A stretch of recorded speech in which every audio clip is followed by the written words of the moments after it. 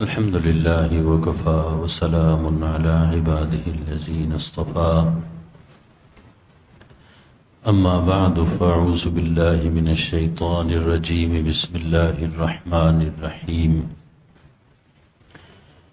المال والبنون زينة الحياة الدنيا والباقيات الصالحات خير عند ربك ثوابا وخير أملا صدق اللہ العظیم۔ سورہ کہف کی ایک آیت مبارکہ ہے۔ اللہ رب العزت ارشاد فرماتے ہیں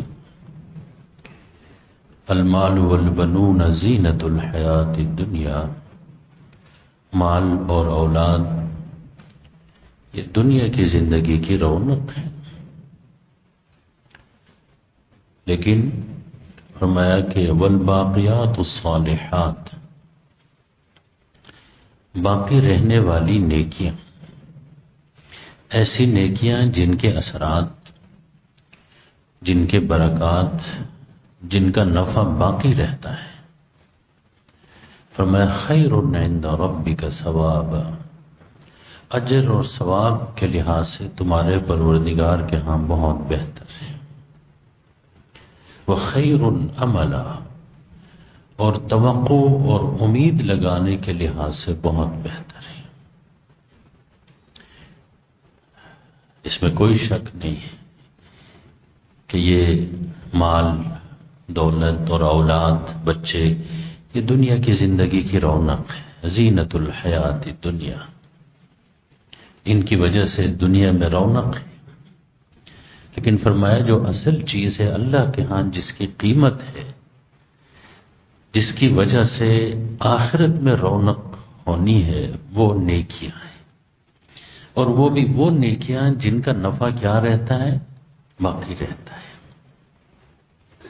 والباقیات الصالحات، باقی رہنے والی نیکیاں یعنی جن کے اثرات باقی رہتے ہیں، جن کا نفع باقی رہتا ہے، ثواب کے لحاظ سے اللہ کے ہاں وہ بہت بہتر ہے، اور توقع کے لحاظ سے، امید کے لحاظ سے۔ اس لیے فرمایا کہ یہ دنیا کی جو رونقیں ہیں یہ فانی ہیں، ان سے زیادہ توقع وابستہ کرنا عقل مند کا کام نہیں ہے۔ اصل میں جو توقع وابستہ کرنی چاہیے وہ نیکیاں جن کا اجر قیامت کے دن ملنا ہے، ان سے بڑی توقع ہے کہ بھئی ان نیکیوں کی وجہ سے اللہ کی رضا ملے گی، ان نیکیوں کی وجہ سے اللہ تعالیٰ کی جنت ملے گی، ان نیکیوں کی وجہ سے قیامت کے دن کی ساری آسائشیں ملیں گی، ان سے توقع زیادہ لگانی چاہیے۔ اب وہ باقی رہنے والی نیکیاں، آج میں صرف ایک نیکی کا ذکر کرنا چاہتا ہوں۔ اب وہ باقی رہنے والی نیکیاں کون کون سی ہیں؟ مولانا شبیر احمد عثمانی رحمۃ اللہ علیہ نے اپنی تفسیر عثمانی میں لکھا، مسجد بنانا یہ ایسی نیکی ہے کہ بھئی یہ نیکی کے اثرات باقی رہتے ہیں، جب تک لوگ اس میں نماز پڑھیں گے نیکی ملتی رہے گی، اجر ملتا رہے گا، باقی رہنے والی نیکی۔ آپ نے کسی کو کھانا کھلا دیا یہ بھی نیکی ہے، لیکن وہ نیکی باقی، کھانا کھانے کے بعد ہضم ہو کے ختم، مسجد باقی رہتی ہے۔ آپ نے یاد رکھیے کہ کنواں، صاف پانی کا کنواں نکالا، آج پہلے تو کنواں کی بات ہوتی تھی، اس لیے حضور پاک صلی اللہ علیہ وسلم نے سے ایک صحابی نے پوچھا میں اپنی والدہ کے لیے کون سی ایسی نیکی کروں کہ میری والدہ کی روح خوش ہو جائے؟ حضور نے فرمایا میٹھے پانی کا کنواں نکالو اور یہ نیت کرو جو بھی یہاں سے پانی پیے میری والدہ کو اس کا اجر ملے۔ یہ ایسی نیکی کہ جو باقی، یہ کنواں جب تک باقی ہے لوگ پانی پیتے رہے، ہسپتال بنا دیا، مسجد ہی نہیں ہسپتال بھی، اسکول بنا دیا، کالج بنا دیا، یونیورسٹی بنا دی، مدرسہ بنا دیا، قرآن حفظ کرنے کا مدرسہ بنا دیا، قرآن و حدیث پڑھنے کا مدرسہ بنا دیا، یہ باقی رہنے والی نیکیاں ہیں۔ اس لیے صحیح حدیث میں رسول پاک صلی اللہ علیہ وسلم نے ارشاد فرمایا اذا مات ابن آدم انقطع عملہ، کہ جب بندہ مر جاتا ہے تو اس کے عمل ختم ہو جاتا ہے، یعنی اعمال نامے رجسٹر بند ہو جاتے ہیں۔ اب اس کے جو نا اعمال نامے میں کوئی نیکی درج نہیں ہوتی، فائل کلوز کہتے ہیں ہاں الا من ثلاث، مگر 3 نیکیاں ایسی ہیں کہ وہاں پر جو نا فائل جو نا وہ کلوز نہیں، رجسٹر بند نہیں ہوتا، قبر میں بھی اکاؤنٹ میں نیکیاں جمع ہوتی ہیں۔ جیسے بھئی اکاؤنٹ میں پیسے آتے رہتے ہیں، ہمارے اللہ کے ہاں ایک اکاؤنٹ ہے ہمارا، اس میں نیکیاں جمع ہوتی رہتی ہیں۔ کون کون سی؟ فرمایا الا من صدقۃ جاریہ، مگر کوئی آدمی ایسا صدقہ کرے جاریۃ جس کے اثرات جاری رہتے ہیں، مثلا مسجد بنا دی، ہسپتال بنا دیا، جتنے مریضوں کا علاج ہوا۔ اور پھر فرمایا الا من صدقۃ جاریۃ، ایک او ولد صالح یدعو لہ، یا اس نے اولاد نیک صالح دینی تربیت کی کہ جو اپنے والدین کے لیے دعا کرے گی، کہتے ہیں اس نیکی کے جو نا اثرات والدین کو کیا ہوں گے، قبر میں اثر پہنچتا جائے گا۔ اس لیے اولاد اللہ کی بہت بڑی نعمت ہے۔ پھر ان کی دینی تربیت کی جائے، نور علی نور، ہم اس کی طرف توجہ نہیں کرتے ہیں۔ نمبر 3، تیسری چیز فرمایا او علم ينتفع به، یا ایسا علم کسی کو سکھایا ہے بندے نے کہ اس علم سے خلق خدا کو نفع ہو رہا ہے، دینی نفع ہو رہا ہے یا دنیاوی نفع ہو رہا ہے۔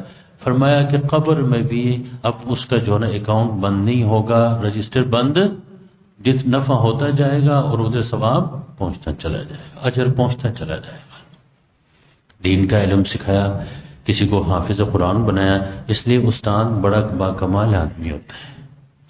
استاد کی تنخواہ دینی مدرسے کے استاد کی تنخواہ تھوڑی ہوتی ہے، لیکن اجر اس کا بہت بڑا ہوتا ہے، کیونکہ ایک بھی حافظ قرآن بنایا، وہ آگے حافظ بنائے گا، وہ آگے حافظ بنائے گا، استاد صاحب کو قبر میں بھی اس کا اجر ملتا چلا جائے گا۔ قرآن کا ترجمہ کسی کو پڑھایا، تفسیر پڑھا دی، حدیث کا ترجمہ پڑھا دیا، حدیث کا علم دے دیا، وہ آگے جب تک چلتا رہے گا۔ او علم ينتفع به، یہ تو دینی، دنیاوی بھی اگر کوئی دے دیا، ڈاکٹر ہے، علاج کا طریقہ بتا دیا، اس کے شاگرد ہیں، آگے اسی علم کی وجہ سے علاج ہو رہا ہے، لوگوں کی زندگیوں میں آسانیاں آ رہی ہے، اس ڈاکٹر اگر اس کی نیت اچھی ہو تو ثواب ملتا رہے گا۔ انجینئر ہے، کوئی ایسا علم دے دیا، لوگ بڑے بخل سے کام لیتے ہیں، تو علم ہوتا ہے آگے کسی کو دیتے نہیں۔ اب آپ نے سنا ہوگا نا، وہ حکیم صاحبان ہوتے ہیں، وہ کہتے ہیں خاندانی نسخہ ہے، آگے کسی کو دیتے، یہ غلط بات ہے، کتمان ہے، اپنے آپ کو بہت بڑے اجر سے کیا کر رہے ہوتے ہیں، محروم کر رہے ہوتے ہیں۔ کل ہی ایک صاحب، نہیں پرسوں، میرے ایک شاگرد بڑے عالم ہیں، وہ میرے پاس آئے تھے، کوئی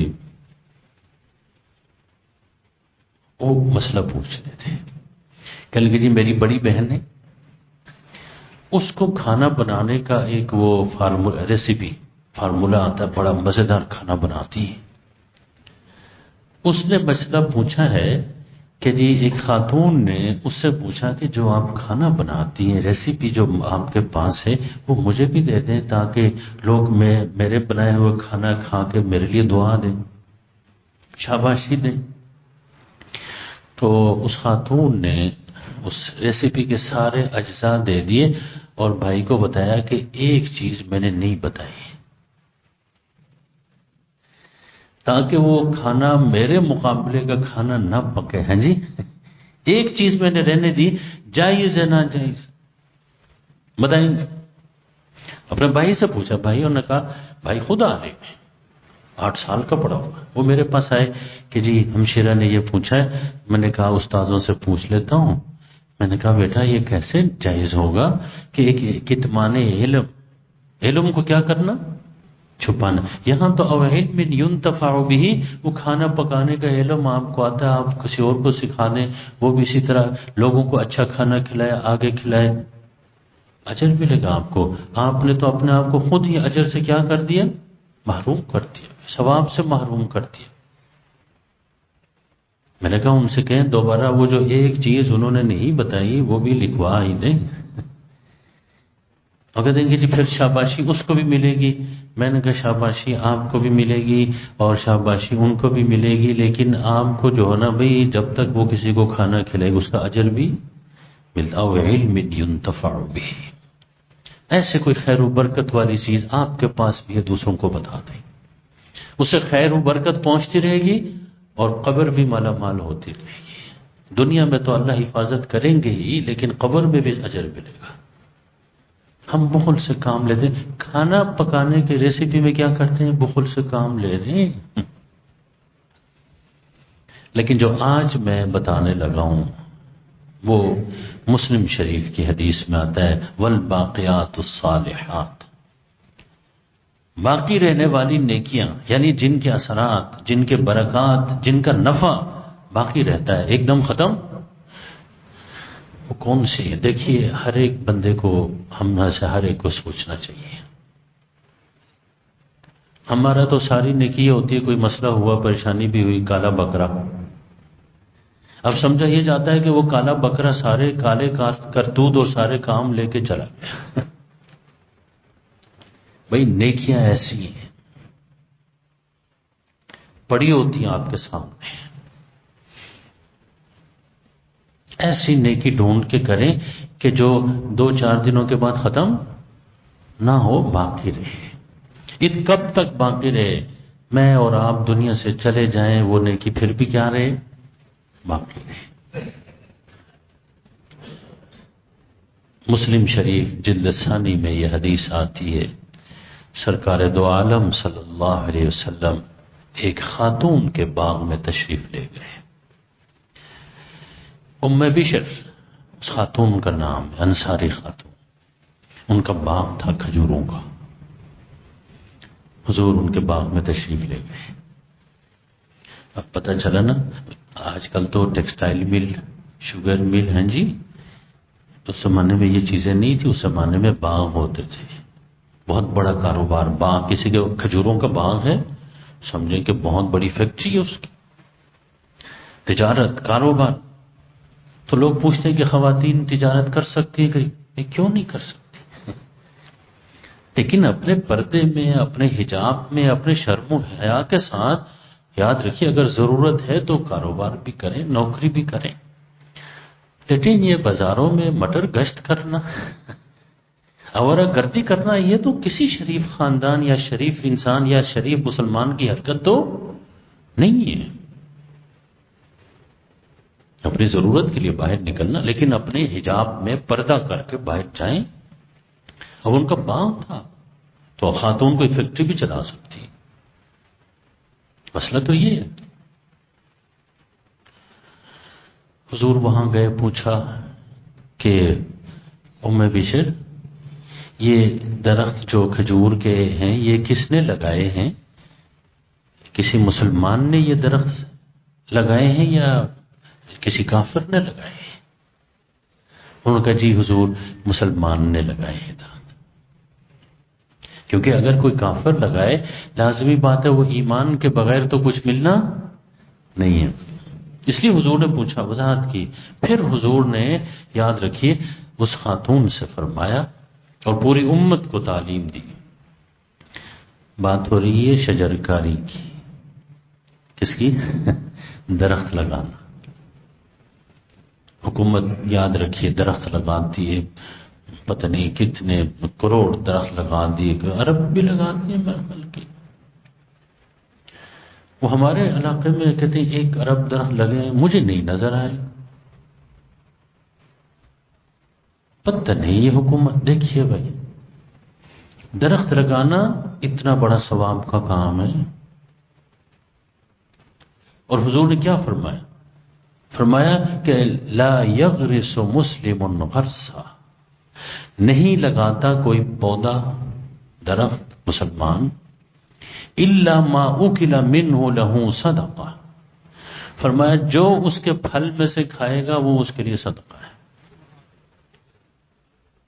جو کھائے۔ دیکھیے سوات والوں نے آڑو لگائے، لاہور والے کھا رہے ہیں۔ وہ درخت لگانے والے کو ثواب ملے گا۔ یہاں تک لکھا ہوا ہے کہ اگر وہ درخت لگانے والا مر بھی جائے، وراثت میں وہ درخت بیٹے کے پاس آئے، پھر بھی ثواب وہ درخت لگانے والے کو ملے گا۔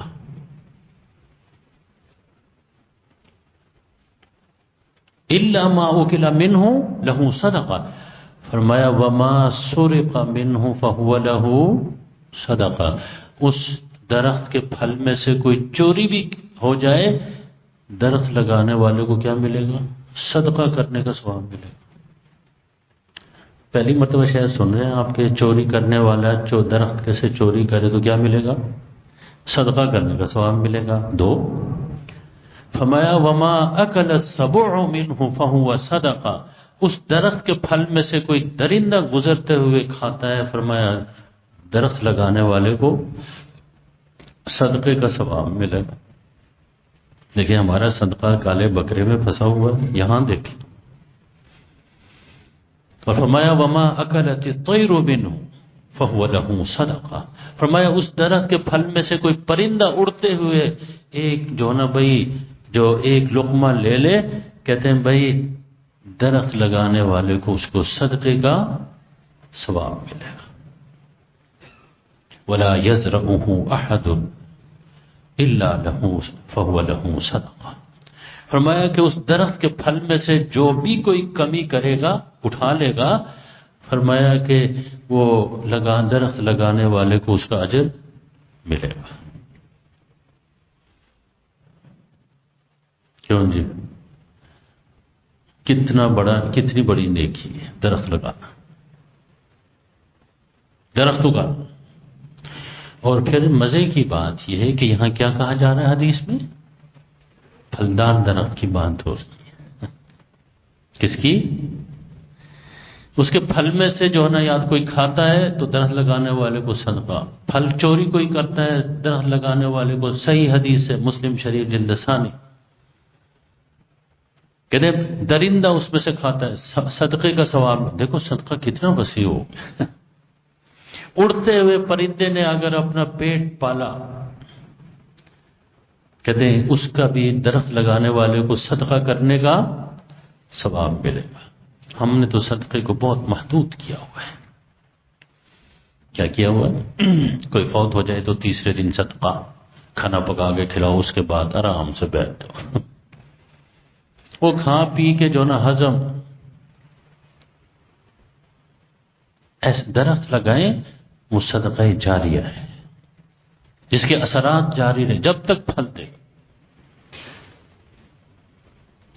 اور پھر دوسری روایت، اگلی روایت اس باب میں آ رہی جس میں حضور نے درخت لگانے کے ساتھ ساتھ فرمایا کہ ولا یزرع، فرمایا کہ زرع، کہ کوئی مسلمان کھیتی باڑی نہیں کرتا، کہ زمین میں فصل نہیں اگاتا، مگر یہ کہ اس میں سے اگر کوئی انسان کھاتا ہے اس کا بھی صدقے کا ثواب۔ ہاں جی، پرندے کھاتے ہیں تب بھی گندم اگانا۔ یہ زمیندار لوگ اگر تھوڑی اپنی نیت ٹھیک کرے نا گندم لگاتے ہوئے کہ جی جو اس میں سے کھائے گا جی اللہ ہمیں اجر دے، ہیں جی، بڑا صدقہ ہوگا۔ اب دیکھیں پرندے بھی کھاتے ہیں، درندے بھی کھاتے ہیں اس میں سے۔ ہمارے ہاں تو یہ مکئی کی فصل لگتی ہے، اس کے بڑے بڑے سٹے ہوتے ہیں، تو وہ جنگلی جانور بھی آتے ہیں آ کے وہ بھی کھا لیتے ہیں۔ اور کہتے ہیں درندہ کھائے تو کیسے صدقہ ہوگا؟ دیکھیے دو چیزیں ہو گئی، درخت اگانا اور دوسرا زمیندارہ فصل اگانا، یہ دونوں صدقہ جاریہ کے طور پر صدقہ کرنے کا ثواب ملے گا۔ اب درخت ایسے لگا، معلوم یہ ہوا حضور فرماتے ہیں اس درخت کے پھل میں سے جو کھائے گا درخت لگانے والے کو ثواب۔ معلوم ہے پھلدار درخت لگانا چاہیے۔ میں ایک مرتبہ نہر کے کنارے واک کر رہا تھا، عصر کے بعد دیکھا درخت لگے ہوئے ہیں، سارے جو نا پنجاب حکومت نے 4 کروڑ درخت لگائے ہیں، 4 کروڑ۔ اس میں ہوتا کیا ہے، درخت جو ہے نا بھائی نرسری والے اس سے خرید لیتے ہیں، لگانے والا، کھدائی کرنے والا، سب کو پیسے ملتے ہیں، کمیشن ملتے ہیں جی۔ عجیب، یاد رکھیں اکیپی کے میں تو میں خود وہاں دیکھتا ہوں، ایک جگہ بھی میں نے نہیں دیکھا کہ بھئی دیکھو درخت لگے ہوئے ہیں لیکن پھلدار درخت کوئی بھی نہیں ہے۔ ہماری حکومتیں کیوں؟ اس لیے کہ قرآن اور سنت کو، حدیث کو دیکھ کے، رسول اللہ صلی اللہ علیہ وسلم کی تعلیم کو دیکھ کے کوئی کام نہیں کرتی۔ ادھر جو ہے نا بھائی کلائمیٹ چینج، ہاں جی، موسمیاتی تبدیلیاں، کئی اقوام متحدہ میں یہ بحث اٹھی، اب تو وہ بحث کے بعد تو اب تو اس کے اثرات سامنے آ رہے ہیں سیلاب کی شکل۔ وہاں کہا گیا کہ جی درخت لگانے کی ضرورت ہے، کیونکہ درخت لگائیں گے ایک تو یہ آکسیجن ہے جی، اور دوسرا یہ کہ بھئی اس کی وجہ سے سیلاب نہیں آئیں گے، ماحول اچھا ہو جائے گا، موسموں کی تبدیلی کا مقابلہ ہو سکے گا۔ تو کہتے ہیں 4 کروڑ درخت لگاؤ، دوسرے نے کہا 1 کروڑ لگاؤ۔ کافروں سے پوچھ کے لگایا تو بھئی درخت ایسے لگا رہے ہیں کہ بھئی کیا ہے، پھلدار نہیں ہے۔ وہ کہتے ہیں کہ جی موسمیاتی تبدیلیوں کا مقابلہ۔ بھائی سرکار دو عالم صلی اللہ علیہ وسلم نے فرمایا درخت لگاؤ، پھلدار درخت لگاؤ، پھل کوئی کھائے صدقے کا ثواب ہوگا، اور یاد رکھیے لازمی بات ہے اس درخت کی وجہ سے موسمیاتی تبدیلیوں کا مقابلہ تو خود بخود ہو جائے گا۔ پتے اس درخت کے بھی ہوتے ہیں جو پھلدار، آکسیجن وہاں سے بھی نکلتی ہے، آکسیجن گیس۔ پھلدار درخت کوئی نہیں لگا رہے۔ میں نے دیکھا، سارے دیکھا بھائی لٹر پٹر قسم کے درخت نہر کے کنارے لگے، آپ جا کر دیکھ لیں، مجھے بتا رہے۔ بڑا خیال آیا اس حدیث کا، میں نے کہا جی یہاں پر کوئی جو نا امرود کا کوئی درخت لگا ہوتا سرکاری، کیا جی وہ 4 کروڑ میں سے واک کرتے ہوئے میں بھی کوئی ایک امرود توڑ کے کھا لیتا، سرکاری امرود، ہاں جی، اور تو مجھے کچھ اس سرکار سے ملا نہیں، کم از کم ایک امرود تو ملتا نہیں، ملا۔ اس سے بھی بڑی عجیب بات آپ کو بتاؤں، آپ بھی سفر کرتے ہیں موٹر وے پہ، میں بھی کرتا ہوں، لکھا یہ کہ M2 یہ موٹر وے جو ہے نا بھئی لاہور سے اسلام آباد جو ہے M2 جو ہے، اس کے آس پاس سرکاری زمین پڑی ہوئی تقریباً 35,000 ایکڑ۔ کتنی؟ 35,000 ایکڑ زمین پڑی ہے، اس میں سفیدے کے درخت لگے ہوئے۔ کوئی عقل والا نہیں ہے۔ یاد رکھیے اس میں آپ پھلدار درخت لگائیں۔ سرگودا کے قریب سے گزرتے ہیں، وہاں پر جو نا بھائی آپ درخت کون سے لگاتے ہیں؟ ہاں جی، مالٹے کے درخت لگاتے ہیں، کنو کے لگاتے ہیں۔ جس علاقے سے وہ راستہ گزرتا ہے وہاں اس علاقے کے مناسبت سے پر لیچی کے لگائیں، وہ علاقے بھی موجود ہیں۔ کیا کریں ان حکمرانوں کا، کبھی یہ اللہ رسول کے احکام کو نہیں دیکھتے۔ دیکھیے اللہ کے رسول نماز کا بھی حکم دیا، روزے کا بھی، حج کا بھی، زکوٰۃ کا بھی، لیکن درخت لگانے کا بھی تو حکم دیا تھا۔ مسلمان کامیاب انسان ہوتا ہے، کیوں؟ اس لیے کہ اس کی دنیا بھی اچھی ہوتی ہے، اس کی آخرت میں بھی کامیابی ہوتی ہے۔ کافر ناکام کیوں ہوتا ہے؟ اس لیے کہ بھائی وہ صرف دنیا کو بنا سکتا ہے، آخرت صفر ہے اس کے لیے۔ ہم مسلمان تو نہ اپنی دنیا بنا سکتے ہیں اور نہ ہی اپنی آخرت بنا سکتے۔ کیا ہو گیا ہمیں؟ ہم کیسے کامیاب ہیں؟ ربنا آتنا فی الدنیا حسنہ وفی الآخرۃ۔ 35,000 ایکڑ زمین یہ پڑی ہوئی سرکاری زمین، سفیدے کے درخت لگائے، بھائی کنو لگا دیں، امرود لگا دیں، لیچی کے لگا دیں، لکھا ہوا سارا۔ اور نواز شریف صاحب وزیر اعظم تھے، موٹر وے بنا کے سنا ہے پنجاب میں ایک میٹنگ ہوئی، کوئی تاریخ بھی تھوڑا پڑھ لیں نا۔ میٹنگ ہوئی تو ایک سیکرٹری صاحب تھے، انہوں نے مشورہ دیا تھا کہ جی اس میں جو ہے نا بھائی پھلدار درخت لگا دیے جائیں تو پھر جو ہے نا بھائی بہت فائدہ ہوگا، حکومت وہ پھل فروخت کرے، بیچ دے، آمدنی ہو جائے گی۔ نواز شریف صاحب نے اس سے بڑا اتفاق کیا، انہوں نے کہا بالکل یہ صحیح کہہ رہے ہیں۔ انہوں نے کہا تھا کہ بھئی بعد میں اس حوالے سے مجھے کسی دن بریفنگ دے دیں، لکھا یہ کہ جو چیف سیکرٹری تھے اس نے اس سیکرٹری کو اتنا دور پھینک دیا کہ پورے عرصے میں دوبارہ اس نے وزیر اعظم کی شکل نہیں دیکھی. کہیں یہ جو ہے نا بھائی وزیر اعظم کو کوئی مشورہ دے وہ اس پر عمل کریں تو وہ اس کو چیف سیکرٹری ہی نہ بنا. بھائی جان ہم ذاتی غرض کے لیے ملک کی تباہی کرتے ہیں. اب یہ حکمران بھی یہ کہتے نا وہ بندہ کدھر ہے دوبارہ بلاؤ. میرا خیال ہے میاں صاحب بھی جو ہے نا پائے کھا کے پھر سو گئے. دوبارہ بلاتا اس کو ادھر آؤ بھائی کیا پروگرام تھا تمہارا. اتنا وہ کامیاب. اب آگے جو نا بھائی کے پی کے میں وہاں اتنے وہ جو موٹر وے میں دیکھتا رہتا ساری جگہ ادھر ادھر پڑی ہوئی. کبھی ہم بھی وہاں سے گزرتے گاڑی میں تو ایک جو نا بھائی کوئی مال کھنوئی نیچے اتار کے کھا لیتے سرکاری. اور تو سرکار سے کچھ ملتا نہیں بجلی کا بل آتا ہے. آج کل حکومت جو ہے نا بھائی اسی چکر میں کہ جی چینی باہر فروخت کریں چینی باہر سے لائیں بیچتے ہوئے کمیشن لاتے ہوئے کمیشن ہیں جی. بھائی اور کام بھی ہے کہ نہیں حکومت کے. اب شجرکاری کا موسم ہے. بھائی صاحبان حکومت کچھ نہ بھی کرے آپ مسلمان ہیں بھائی ہیں اللہ رسول پر ایمان رکھنے والے اپنے لیے صدقہ جاریہ کا بندوبست کریں. میں نے دیکھیں ہم نے بہت وہ بزرگوں سے بڑے علماء کے ساتھ ہمارا اٹھنا بیٹھنا ہوا ہے. میرے تایا تھے مولانا شہاب الدین صاحب دلی کے پڑھے ہوئے تھے. وہ چترال جو ریاست تھی اس میں یاد رکھیے عدالت تھی ان کی اپنی ریاست کی. اس میں وہ جو سپریم کورٹ اس کے جج تھے. اس لیے میری باتیں آپ کو عجیب لگتی ہیں جی. درخت کے لگانے کے اوپر بیان ہو رہا ہے جی. اگلا کوئی ہوگا وہ کہے گا جی کوئی نماز روزے کی بات ہے. بھائی شجرکاری ہماری چھٹی ہمارے ہاں دسمبر میں درخت لگاتے ہیں ہمارے علاقے چترال. اسکول میں چھٹیاں تو وہ تایا جی مجھے ریٹائر ہو گئے تھے مجھے کہنے لگا آؤ درخت لگاتے ہیں. مجھے لے کے آڑو کا درخت وہ ہمارے پاس زمین تو کافی ہے وہاں راستے کے کنارے آڑو کا درخت لگا رہے تھے.